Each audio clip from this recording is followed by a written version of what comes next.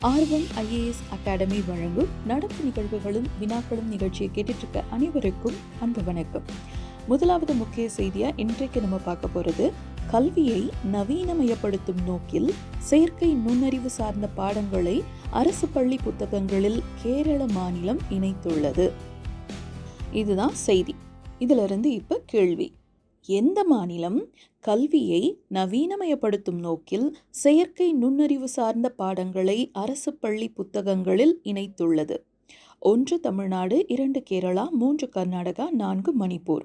விடை 2 Kerala. Which state has included artificial intelligence based subjects in government school textbook to modernize education?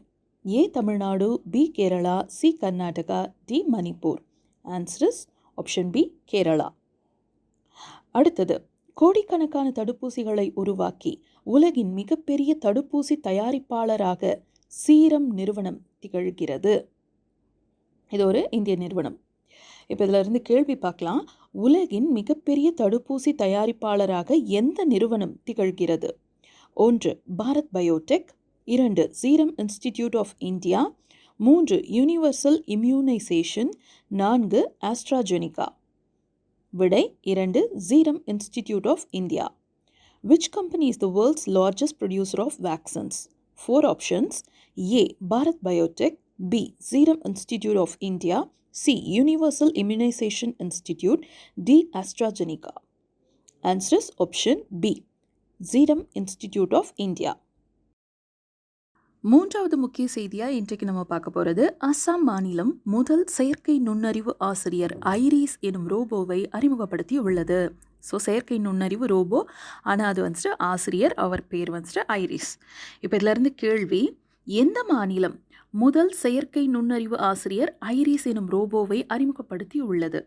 1 Manipur, 2 Assam, 3 Kerala, 4 Tripura. விடை 2 Assam.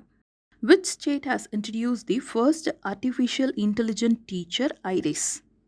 A Manipur, B Assam, C Kerala, D Tripura. Answer is option B Assam. அடுத்த செய்தி, ஐநாவின் இராணுவ பாலின வழக்கறிஞர் விருதை Radhika gen என்ற இந்திய பெண் பெற்றுள்ளார். கேள்வி: இந்த மாதிரி வர தகவல்லாம் கொஞ்சம் முக்கியமானது தான். ஸோ ஐநாவின் இராணுவ பாலின வழக்கறிஞர்னா நம்ம வந்துட்டு ராதிகா சென் என்ற பேரை ஞாபகம் வச்சுக்கணும். ஐநாவின் இராணுவ பாலின வழக்கறிஞர் விருதை வென்ற இந்திய பெண் யார்? 1 அங்குட், 2 அனன்யா சென், 3 ராதிகா சென், 4 புஷ்பா. விடை 3 Radhika Sen. Which Indian woman won the UN Military Gender Advocate Award? Options: A அங்குட், B Ananya Sen, C Radhika Sen, D Pushpa. Answer is option C Radhika Sen. இறுதி மற்றும் முக்கிய செய்தியாக நம்ம இப்போ பார்க்க போகிறது, நாட்டின் 18வது மக்களவைத் தேர்தல், அதாவது சமீபத்தில் நடந்து முடிஞ்ச மக்களவைத் தேர்தல் பற்றி தான். நாட்டின் 18வது மக்களவைக்கான தேர்தல் கடந்த ஏப்ரல் 19ஆம் தேதி தொடங்கி 7 கட்டங்களாக வெவ்வேறு தேதிகளில் நடைபெற்றதாகவும், இறுதிக்கட்ட தேர்தல் வந்துட்டு ஜூன் 1ஆம் தேதி நடந்ததாகவும் செய்தி வெளியாயிருக்கு. இப்போ இதிலிருந்து எப்படி கேள்வி கேட்கலாம்?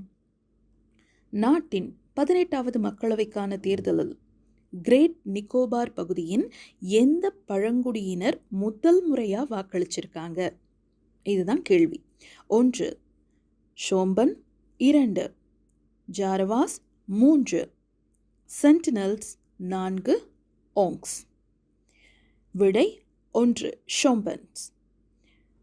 Which tribe of Great Nicobar region voted for the first time in 18th Lok Sabha election? Options: A Shombans, B Jaravas, C Sentinels, D Ongs. Answer is option A Shombans. இந்த கேள்வியோட நடப்பு நிகழ்வுகளும் வினாக்களும் நிகழ்ச்சி இன்றைக்கு நிறைவு பெறுது. மீண்டும் நாளைக்கு சந்திப்போம்.